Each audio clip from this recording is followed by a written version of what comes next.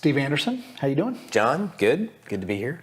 It's great to be here, here in your home, here in Texas. Yes. And thanks for having me. No, This you is an bet. absolute Thanks for being pleasure. I wanted to spend some time today and talk about total patient service. We're going to take a little journey. We're going to go back a little bit. We're going to talk about what that journey's been like for you. We're going to touch on a little bit about your amazing team at Tops. Yeah. And then get some insight from you of where you see things going in the future and what you're most excited about. Love it. So, good? Let's do it. The beginning, the why. So the origins of all this, it starts back when I was a kid.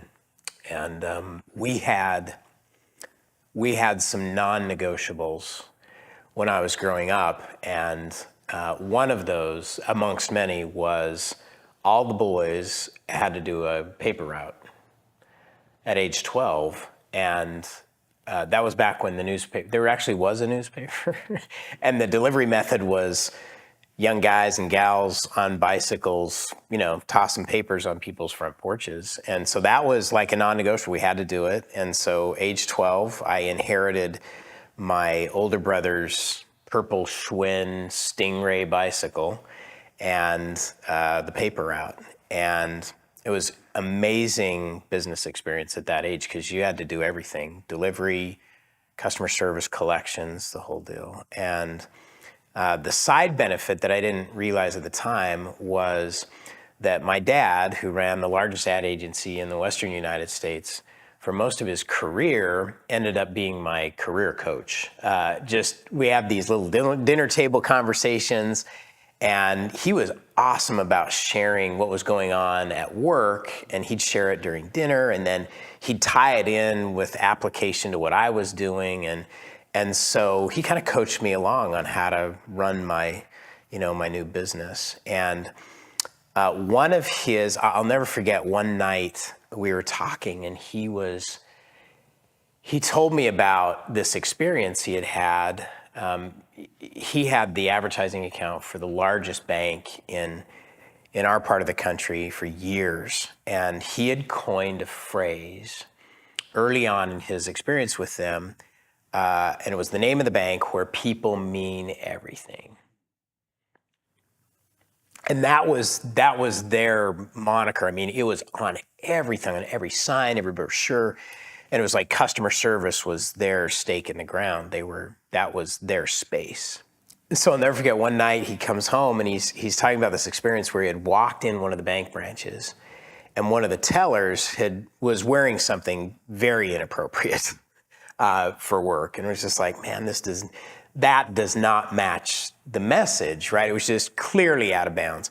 And so he slipped around the teller desk and invited her to go home and change wardrobe and come back. And he wasn't even an employee of the bank. I mean, he was just like taking charge and was like, why don't you go home, run home, get changed, the whole deal.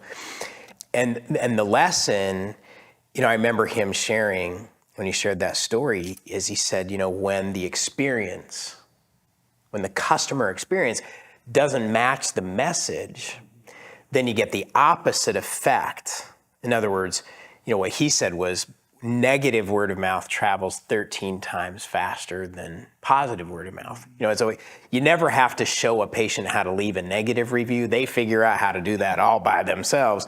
But getting them to leave a positive review is a lot more difficult. So he said, that was one of his biggest frustrations was getting, he could craft these amazing messages to project out in the community in terms of marketing messages. But his biggest frustration, most of his career, was then trying to control the customer experience because he didn't have control over that. And so it's, in retrospect now, all those lessons and his sharing, it's not a surprise to me now looking back that I do what I do. Because I chose unconsciously to go to work on the piece of the whole customer experience that was his biggest frustration, which is the whole customer, the whole patient experience. And in dentistry, we all know that dentistry is a word of mouth business. It continues to be that way. It's been that way from the beginning. The latest research says 81% of consumers want to choose their dentist based on the recommendation of a friend or family member. And certainly online reviews are a part of that whole word of mouth equation. And just that is really the foundation of the whole secret of dental practice success. You got to have great clinical skills. That's the foundation. That's a non-negotiable. And when you think about it, the patient doesn't get the benefit of any of those clinical skills until they say yes. And then the yes opens the door to all of the great clinical expertise.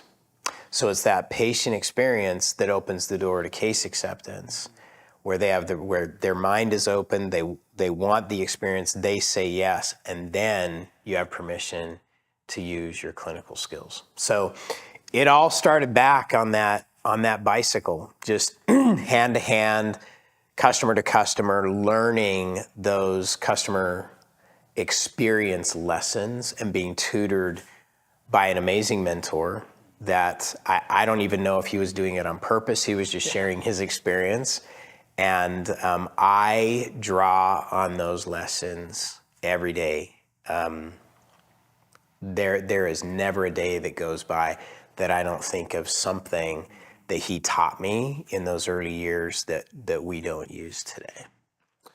Kitchen table lessons and insight. And so with that, you could have chose a whole host of industries, right?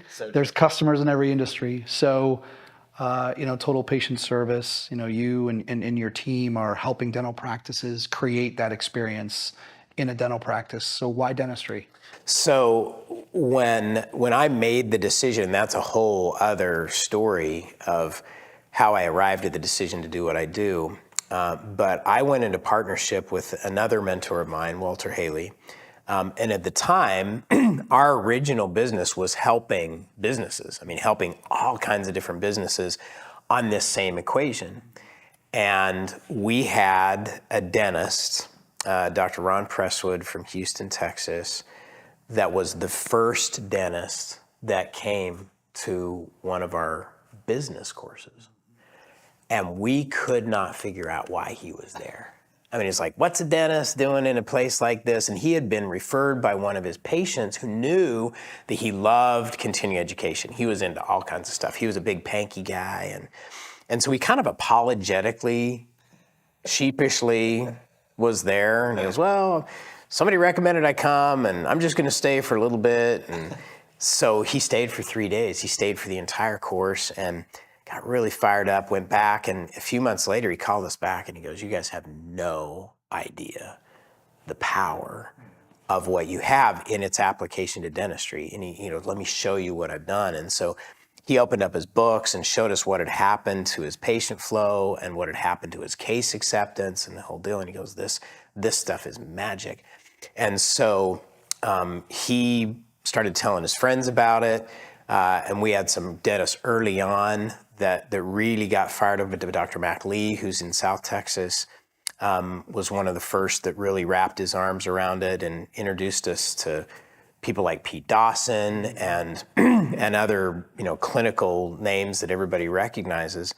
And in a pretty short period of time, it's like the room's filled with dentists, and the business guys started getting kind of upset. Like, what are all these dentists doing here? So we put the dentists in a separate room and just started focusing on dentists. And John, we didn't get it. We didn't know. We didn't understand what the attraction was. All we knew is they were eating it up and knocking home runs and the whole deal. And so we figured, it's like, we better figure out what's going on here. So we started going into dental practices and listening to the chairside conversations, what was going on the phone, the whole deal. And it was very evident within a very short period of time. We got it. We understood what the deal was. And the bottom line of it was that, in dentistry is one of the few professions where it's socially acceptable to walk in and to the face of the guy who's going to serve you to say, I hate dentists. I hate going to the dentist. Anyway, it's like, who does that? What other profession is that socially acceptable where you can say to a guy's face, I hate guys who do what you do. I mean, it's maybe an attorney, but for some reason for dentistry, it's like everybody laughs, ha ha ha, but it has a psychological impact. And so what we found is there were all these behaviors that on the part of the team that were overcompensating for that attitude, trying to get patients to like them. And so there was, what we've discovered was a lot of underdiagnosis, a lot of underpresenting, a lot of apologizing for problems. Just, the communication was not clear. And so that we had a system that makes it easy and comfortable for dentists and the entire team to create an amazing patient experience and communicate with clarity and honesty that results in comprehensive treatment acceptance, not just tooth at a time, but where we can have a conversation about everything that needs to be done so that then the patient is in a position to make a well-informed decision. Not one they're being pressured into making,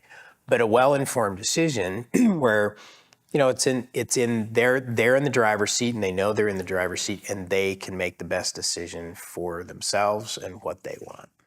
You just said something that made me think about that story. Did you discover that there was a silent lack of confidence? So in other words, they're being told over and over again by their customer, the patient, that the patient does not want to be there. They don't like coming there. Was there a lack of confidence that you were able to the systems and all of that you put together helped strengthen that a little bit? So here's the best word picture I can give you is if you had a guest coming over to your house and you knew they didn't really want to be there, what are you going to do? You're going to probably consciously or subconsciously cater and try and make them feel comfortable and do everything you can to make it an enjoyable experience. But you're not going to push or pressure. You're not going to do any of that. And so that's what the dynamic was, is a lot of things that were counterintuitive that were going on. It's like, wait, why would somebody do this and so the whole system that we had developed was a workaround to that fear of rejection. We call it approval addiction, but it's really the fear of rejection. Nobody likes to be rejected. You show me somebody who wakes up in the morning and wants to be rejected, and I'll show you somebody who needs therapy. Nobody likes to be rejected. And so because of that, nobody likes to be rejected. So because of that, if we're not careful, then we do things to protect that so we're not put in a position of being rejected. So the whole system, the whole top system is designed so that, again, you can be honest, transparent, present comprehensive dentistry in a way that it will have a higher likelihood of being accepted. So companies, when they're talking about what they do, why they do, there's often get asked, what makes you different? What makes you unique? I've had the opportunity, I attended your Total Immersion Summit. I think it's been like 11 or 12 years ago. Yeah. And one of the things that I have witnessed over the years is the message has never changed. Your focus, your team's focus on culture and all of that has never changed. This was always very impressive to me. But when I think about what makes you different and when you think about that, talk about that a little bit. So first off, we have a model that we follow, and the foundation of that model is what I call natural laws, truths. And there are immutable, irrefutable truths that are at the foundation of how everything works. So you may not like them, but they're true. And when they're true, it's just how everything works. And so if you don't like them and you want to fight against them, it's like gravity. You may not like gravity, but you ain't going to beat it. It's a fact. And so everything we do is based first and foremost on this foundation of truth, how things operate, how the world works, how people operate. So that's at the foundation. Then number two is this is not about how to get patients to accept treatment. In fact, it's the exact opposite of that. It's about creating the right kind of environment that makes it easy for people, patients, to make the right decision. Because if you're ever in a position where you're trying to get somebody to do something, then the dynamic's totally off. So it's like if you put up your hand, and if I'm pushing you to do something, what are you going to do? You're going to push back. And so the dynamic, the top dynamic is doing this so that you're empowered as the patient to make the right decision. I might be coaching you, I might be giving you the benefit of my expertise, but I'm never pushing, pressuring, or trying to get you to do anything. Because the moment you start pushing people, the natural law says, I'm gonna push back. And that's the last thing. So the last dynamic you wanna create. And so what I tell dental teams and dentists is if they have ever had a day, and everybody's had multiple days like this, where they go home emotionally exhausted, it's because they've been doing this all day long. They've been pushing treatment on people. And it takes a lot of emotional effort to do that. And the days that are the most amazing days where you don't need a car to get home because you could fly home, it's because you genuinely feel like all day long you've been helping people get what they want. And that's the whole shift. It sounds easy. The concept is really, really simple, but the shift is dynamic, which is, that's what total patient service is all about, is working with your patients to help them get what they want, not try and get them to do dentistry. It's how do we set the table in the right way and use the right systems and verbal skills so the dynamic follows natural law, how people naturally make decisions. Totally different than almost any other approach that you'll find. It's the exact opposite. And I felt sitting in the boot camps and having you go over the natural laws, it would have been great to have like a video camera on the face of those in attendance as you would share each of those natural laws. Because like you mentioned, it's a situation where your natural reaction is like, I want to fight that, but I know that it's true. Yeah. I mean, if you look at all the examples and it's like, this is really the way it works. And many times, a lot of those natural laws, when you realize them, when we go over them, it's like, that's the way it works. But when you look at how things are typically structured, we structure them exactly the opposite of the way it works. And then when you really think through it, you're like, why have we been doing it the way we've been doing it? Well, you know why? Because that's the way it's always been done. And that's one of the challenges in dentistry is, team members go from office to office, they move, they do whatever, and we keep doing the things we've always done because that's the way we've always done them. Instead of thinking through it and saying, okay, let's really do this and construct it in the right way that makes sense. So with the time that you and your teams have been working with dental practices, there is a lot that has stayed the same in dentistry, and there's a lot that's changed. So I wanted to ask you, what are some of the things that have stayed the same since day one? When you think about those early boot camps of dentist by dentist coming in, what are some things that have stayed the same? Can I do the opposite first? What's changed? Yeah. And then I'll tell you what hasn't changed. Yeah. So over the years, we've been doing this for over 3 decades.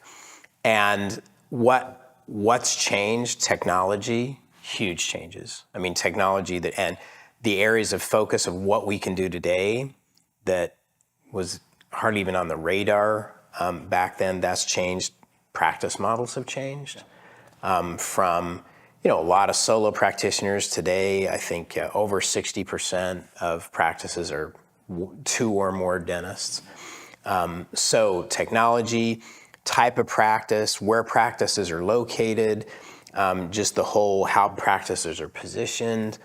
The science continues to evolve. Heck, what we know today and what we're able to do, like in hygiene, is amazing compared to what we knew back decades ago. So science continues to change, business models and ownership continues, all those things change. You know what hasn't changed? Is the 24 inches that matter the most. And that is the 2 feet between the patient and the team. That hasn't changed. And that dynamic, I believe that dentistry is a relationship business. Because when you're going to make that decision, you are face to face in front of another person, whether it's a dentist or a member of the team, and you are basing your decision based on their recommendation, how they presented it, and how you feel about the environment and the people in it. You don't make it in a vacuum. The people component has not changed.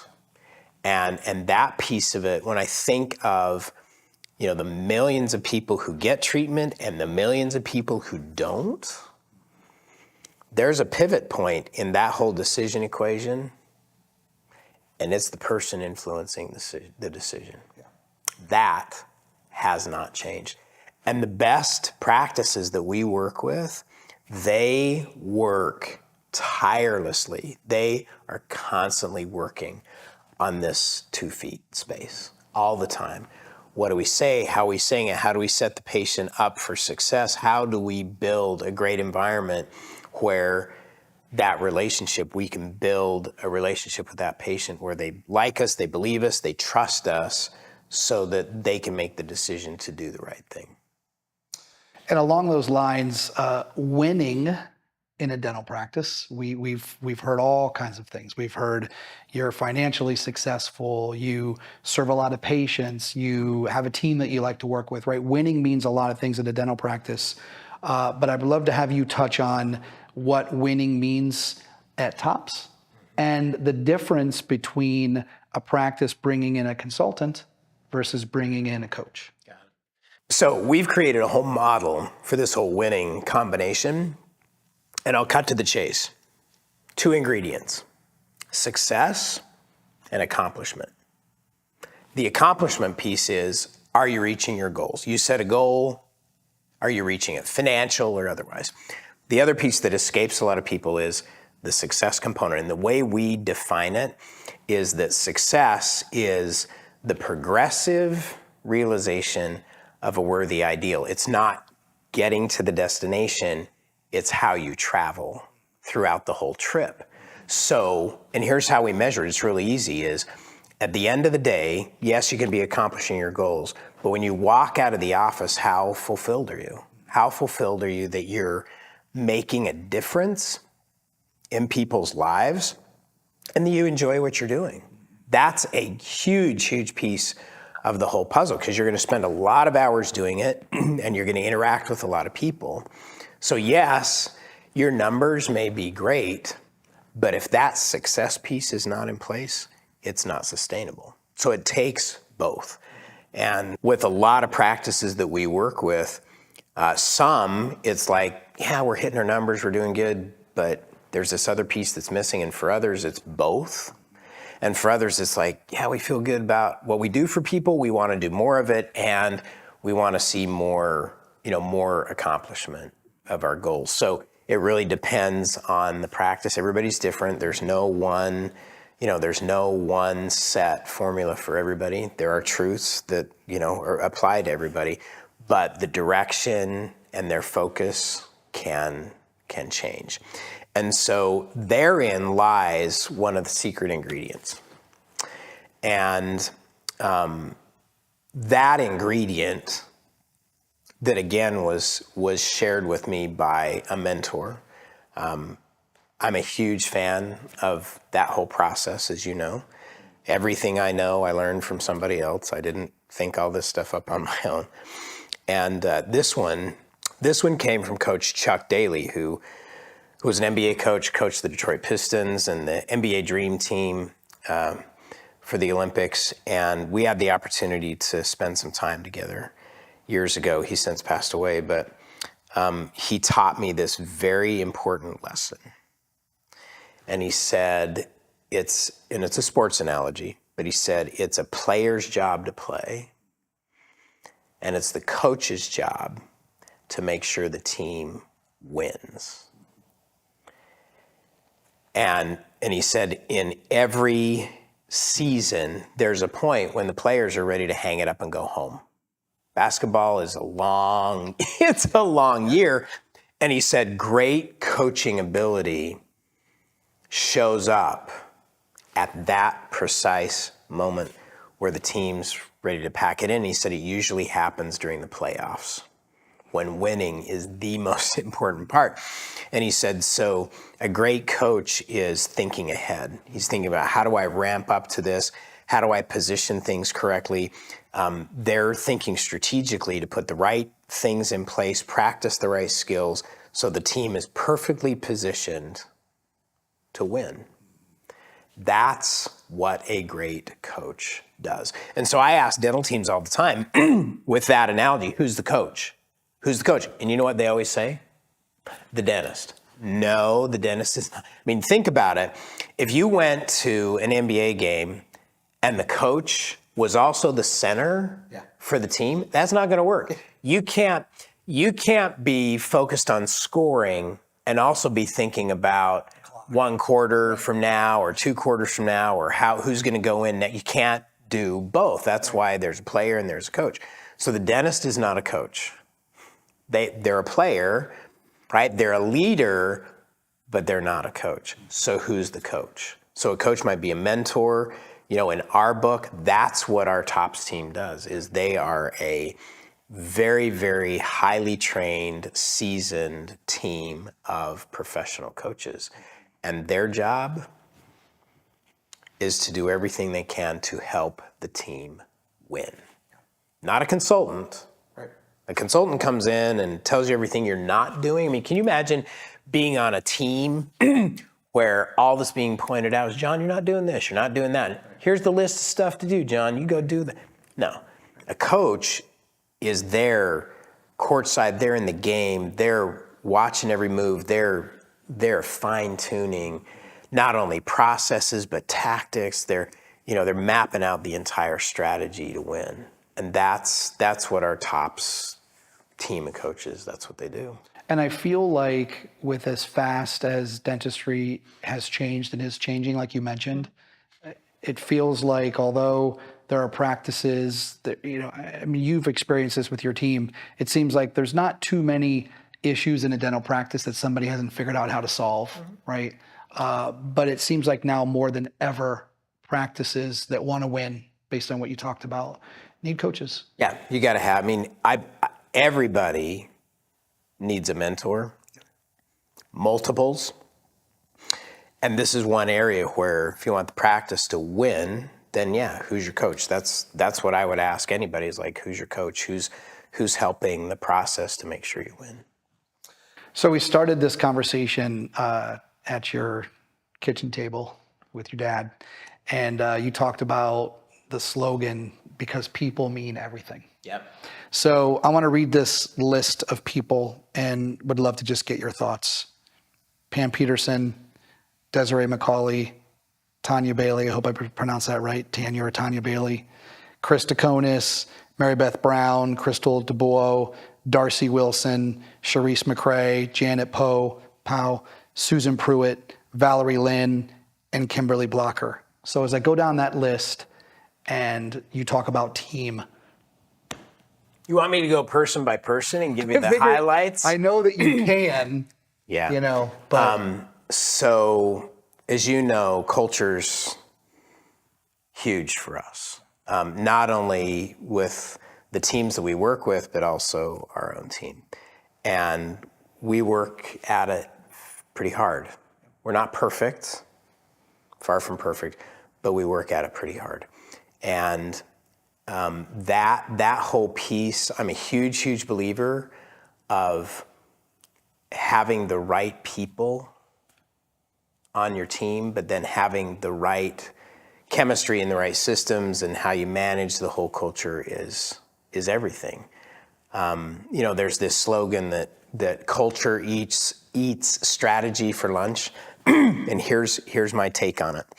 is if you build the right culture and you have the right people who believe in the culture, then what comes out of that is great strategy. You know why? Well, because if it's the right people in the right culture, they want to work together. And when you want to work together, then you're going to create some amazing stuff because you want to interact. But if you don't like the people you work with, strategy is going to go in the dumpster because you're not going to interact, you're not going to communicate, you're not going to share ideas, the whole deal. So the whole thing comes unraveled. So that team's the best team I've ever worked with. And it just keeps getting better. And that's a daily process. I mean, it's a daily, we work at it every day. What is your role now versus what it was when you started this, now that you have this amazing team? Like, how has that transitioned and how has that evolved? So I'm a big believer that, we all have strengths, we all have natural abilities and things that we've developed, over the years. And in an organization that has worked hard, I mean, we have people, John, that have been with us for decades, which has given us the ability to really identify strengths, build on those strengths, and continue to expand based on those strengths. And my philosophy is everybody should be spending 80+% of their time doing the thing they are best at. I mean, imagine an organization where everybody gets to do what they're the best at, what they're uniquely suited to do. What happens to the organization? So on a regular basis, we reorganize and we redistribute priorities and we identify where somebody ought to be spending the majority of their time based on what they're really good at. And I'm no exception to that. I mean, I have things that I'm naturally good at and I have things that, I should not be doing. And I think the lesson in that is we all know what we shouldn't be doing because when we're doing it, we get exhausted that fast. I mean, it's like an energy drain and it's like, man, this is not my thing. And so that's how we measure all that. So today, I spend more of my time today doing the few things that I'm really good at, which is amazing because I love it. I'm more energized. I do it better because I'm doing the stuff that I love to do, that I'm uniquely suited to do, and everybody else in the organization is doing the same. So we may not get into each individual member on your team, although I know you could talk about them for days, I'm sure. But when you sit back and you look at them, what they do in their own lanes versus their strengths, and you think about the mission that you have, right, to help these dental teams, how excited do you get? I mean, how confident, do you get when you know that they're working with those teams and they're going to be able to move those practices forward and win? Yeah, I'll tell you where that shows up is every day. So in our organization, I work for my team. They don't work for me. I work for them. And because there's a few things that I do really well and they know what those are. And they put me to work. So, we have our coaching team, for example, they are strategizing, they're planning. I'm a part of that whole process. But on a daily basis, I get a text, an email, a phone call that says, okay, here's where I need to put you to work in this specific spot to help this team accomplish this specific thing because that's what I do. And so, we work as a team. We have the client's whole goal and what they want to accomplish, and then we bring the best of what we each have to make that happen.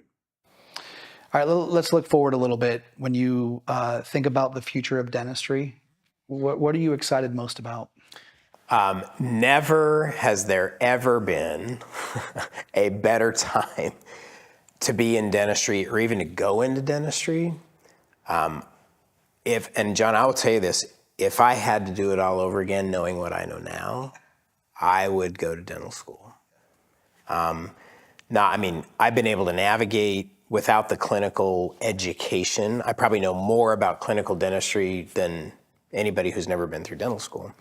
But when I look at the science, the technology, the things that we're discovering and where and what's possible, it's huge. Let me just give you, when I look at the science behind treating periodontal disease, huge breakthrough stuff that's going to change lives. Implants are finally coming to their own in the United States. It's taken us a while, but it's now becoming widespread, accessible. The consumers want it. They're much more educated. Then there's this whole piece around airway that is, we are just at the very beginning of that. It's an epidemic problem, and dentistry is the leader in identifying it, diagnosing it, and treating it. It happens all right here. No one else in medicine is dealing with it. Right. Dentistry is the one who needs to identify it and treat it and manage it. So just those few things alone, let alone all the cosmetic dental materials and everything you can do for a smile and the whole thing, all of that, yeah. But then you add all this newer things that are just coming on. It's like, it's a great profession. More complex than it was when you started? Mm-hmm. Yeah, I think from a clinical standpoint, yeah, it's more complicated, a lot more technology, more complicated, and the impact even greater. Yeah. So you are a graduate of dental school. You're getting the opportunity to maybe work as an associate in a practice or what have you. What would you say to that individual? You get a chance to sit down with them for dinner just by happenstance, and they looked at you and they said, Steve, I'm excited about this profession, like you just painted that picture. What are some of the things you'd say to them from what you've learned? That's easy because I have this conversation almost every day with young grads, dental students. I teach at some of the dental schools, and the first thing I tell them is get a mentor. And not just one, get as many as you possibly can. A mentor is somebody who's done something you want to do and will share with you how they did it. And there's so many ways to practice that, go look at how people have done it. Don't talk to somebody who hasn't done what you want to do. Right. I'm not going to go ask a guy who's never built a car how to build a car, because he'll tell me you can't do it. So talk to people who have done it and proven with their performance that they know what they're talking about, and learn from them. Most people are so willing to share. So number one is, a lot of mentors. Number two, you always have to expand your clinical education and constantly learn about the business and the people side of dentistry. It's an area that's not dealt with a lot in dental school, so you got to take it upon yourself to learn it and explore it and master it. And I believe that there is as much, even more, to learn about the human side of dentistry as there is the clinical side.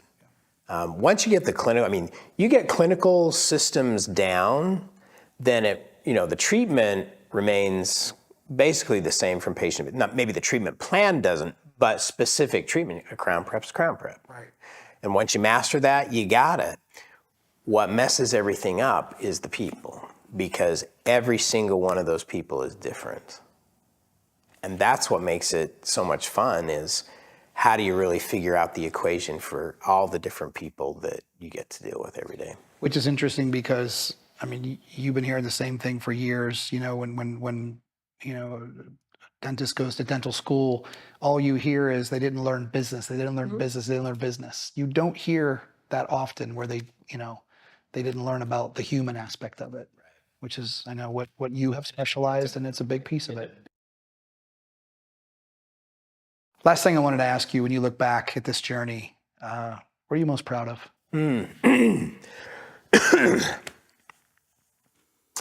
What am I most proud of?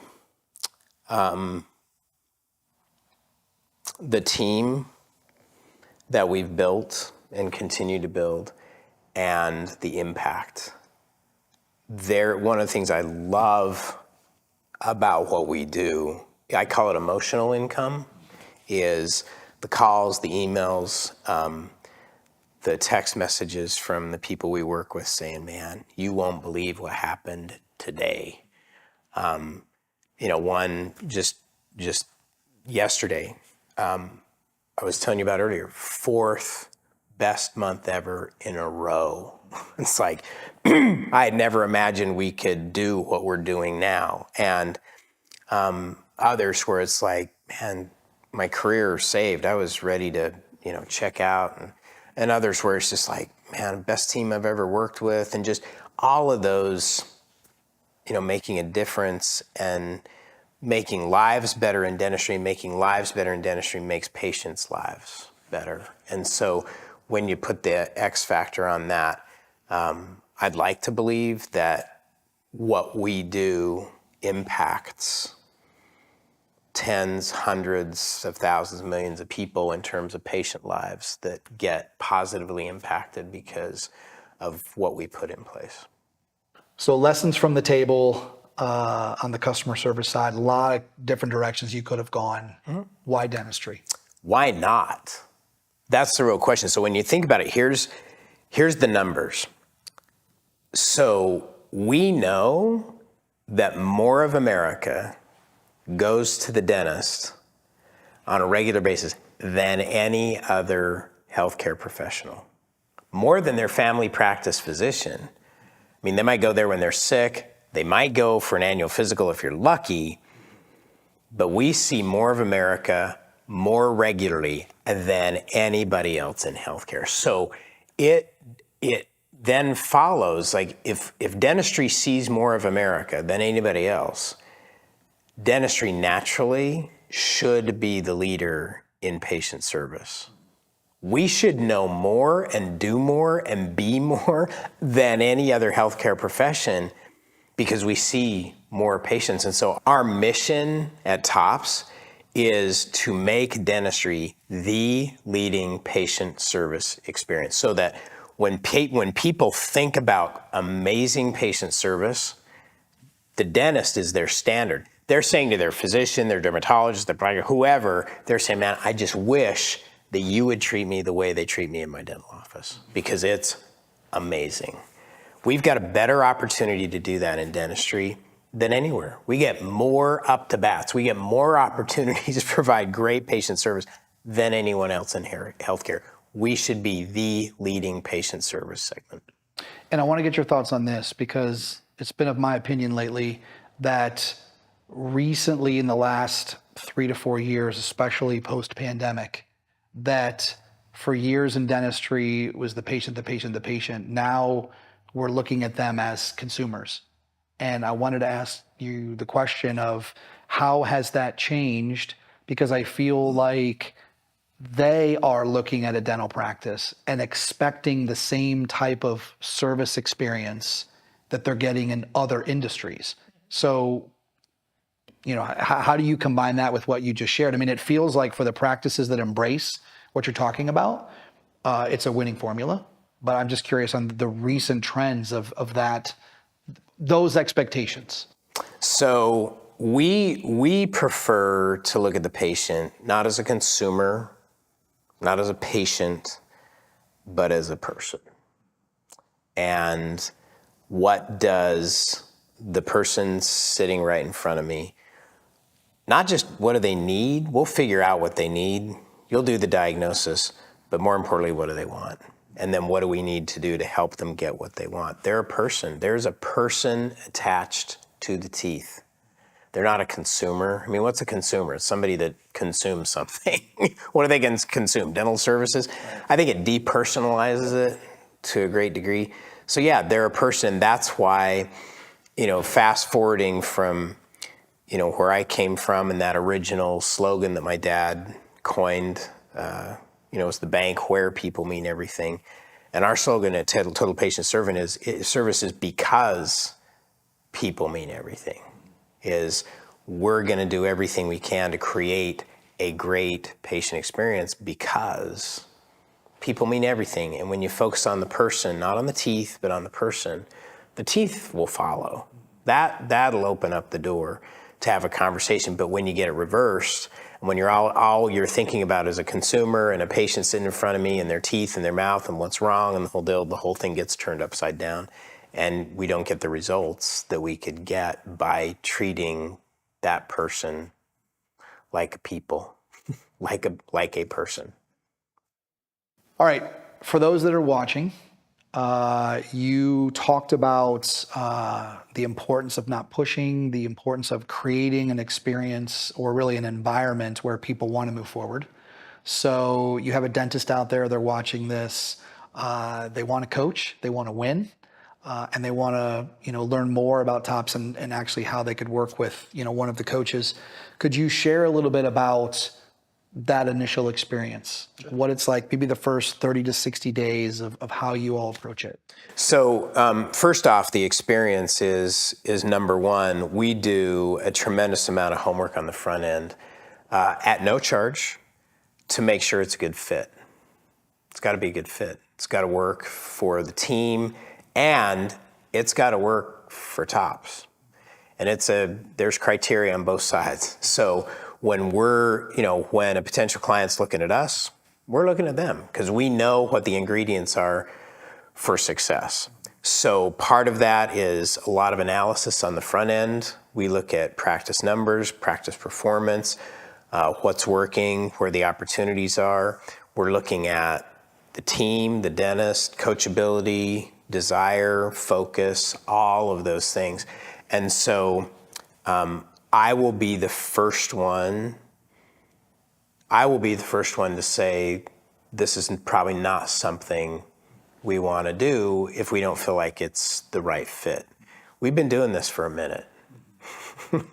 and the reason why we've been doing it as long as we have is, we're careful about who we work with because we want to know that we can get the results that people are looking for. So it's not for everybody. That's number one. So we do some pretty significant work on the front end to map out what the strategy is. We share that.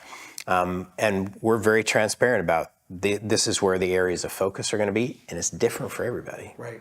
It's different for everybody based on where they are and where they want to go. Then if that works, if we have all the right ingredients, then different practices take different paths, but first off, you'll start working with a coach that'll help fine-tune the vision and the goals. And then there's regular contact on a regular basis where we're mapping out the strategy, putting the training in place. There is regular in-office work together where, again, we don't come in to consult, we come in to work. So our coaching team works side by side with the team. They'll make phone calls, they answer the phone, they'll do financial arrangements, they'll present treatment, they do it all. And they'll do it because we teach by example. We're not just telling people what to do, we're showing them. We have a whole model for this. And then there is regular feedback on progress towards the goal, continuous. And then we're always fine-tuning the strategy to get further faster. So it's very much a hand-in-hand experience, and we become a pretty important part of the whole team to, from a strategy standpoint and positioning everything that's going to happen. With as passionate as you and your team are about wanting to help practices win, when you look at how many practices are out there that are not doing the things that they could be doing to win, how does that sit with you? I mean, there's so much opportunity. I've never seen a practice that doesn't have untapped potential. And so it's like, where do you start? Well, we have, for example, we have a lot of practices that get a jump start on the whole process. So we have, for example, several different courses we do. One of them is Total Immersion. And we call it Total Immersion because it is a 2-day immersive process in all things patient service and case acceptance. And what it does is it paints a picture of what's possible. It's an experience. And it's like, I've never had a practice go through that experience that didn't walk out and say, there is so much untapped potential, and I see a totally different vision today of what's possible than what I saw when I walked in. It's like a whole new world has opened up to them. And then, because of that vision, then we're able to go to work on the specifics of what to do and how to do it and the systems and the verbal skills and all the ingredients that go into making that vision happen. But you got to see the vision first, then to be excited about pursuing it. And so that's a big part of the education is, yes, the skills, but also the vision of what's possible. And at Total Immersion, I've been through it. There is, you mentioned about your coaches working in the practice. There's a lot of work that goes on. The teams are having discussions. I mean, all those types of things. It's interactive. It is an interactive experience. We do a lot of doing. We're big believers that knowing is not doing. Just because you know something doesn't mean you're doing it. We all know a lot more than we do. And so a big part of that whole experience is learning by doing. So we do a lot of doing, a lot of work on the different skills and systems and actually working through them so that there's some experience with working with them. So Total Immersion is one of those courses. You have several others. We do. So our Leadership Academy is something we do several times a year, and its whole purpose is to develop top practice leaders. And the first and foremost of those is the dentist. If you want a great practices are led by great leaders. They don't just happen on their own. And there's a skill set, an ongoing skill set that has to be developed to do that. And so we rotate through the different positions in the practice every time we do one of those. Sometimes it's hygienists, sometimes it's dental assistants, sometimes it's the business assistants, while we're always working with the dentists to develop great leaders. Another one is our TOPS No More Hygiene course, which is totally focused on providing the top tier clinical therapy for your patients to cure periodontal disease. Now that's a word that hasn't been used very often in dentistry. The latest science shows that you can cure the most prevalent disease on planet Earth, which is periodontal. You can cure it if you use the right methodology, the right implementation treatment, the whole deal. And so that whole TOPS Hygiene, No More Hygiene program is designed to implement the highest level of periotherapy and systems in the practice so that you can cure disease, save lives. We know save lives. And one of the outgrowths of that is you grow your practice. Yeah. And when you look at all those courses, you've had customers that you've worked with that have been at all of them, that you're coaching. Talk about the importance of them, taking those at different times when I feel like it's right for them and how everything fits together. Building a practice is a process. It's a never-ending process. And there's a lot of things you can do. There's a few things you should do. And part of the whole process is identifying areas of focus. Like where do we focus our attention right now to get the biggest return for where we need to go next? And then once you've covered that, it's like, where do we go next? And so it's a constantly evolving process. So when the timing is right, what do we add? What training do we do next? And that's different for every practice. How do you, I think I know the answer to this, but how do you continue to find the energy to be up in front of these teams, doing what you do year after year after year?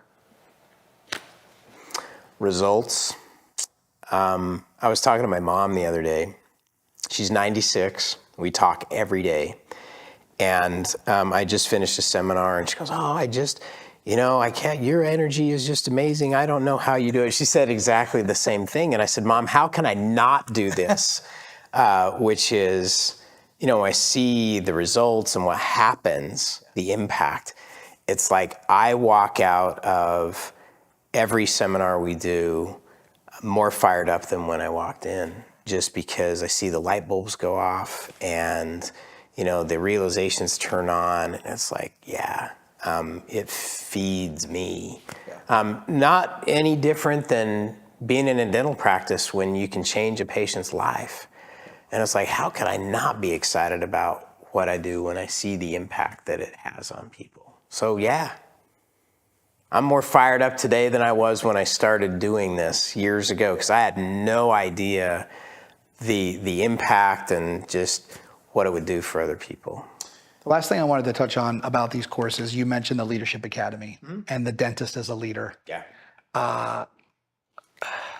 What is that like, right? For, to literally have watched so many of these dentists that you and the team, have worked with, for them to become better leaders in their practice. And then the second part of that is, how has that affected not only their relationship with their team members and the growth of their practice, but then their relationship with their patients? So there's a whole leadership skill set, and there's a big difference between the management skill set, how you manage people, how you manage practice, and the leadership skill set.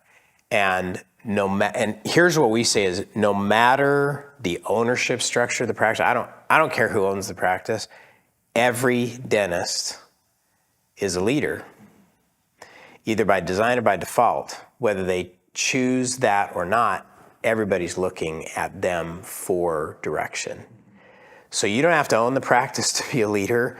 Every dentist is a leader. In fact, every person in the practice, every member of the team is a leader, because when you're in front of another person, you're leading the patient, for example.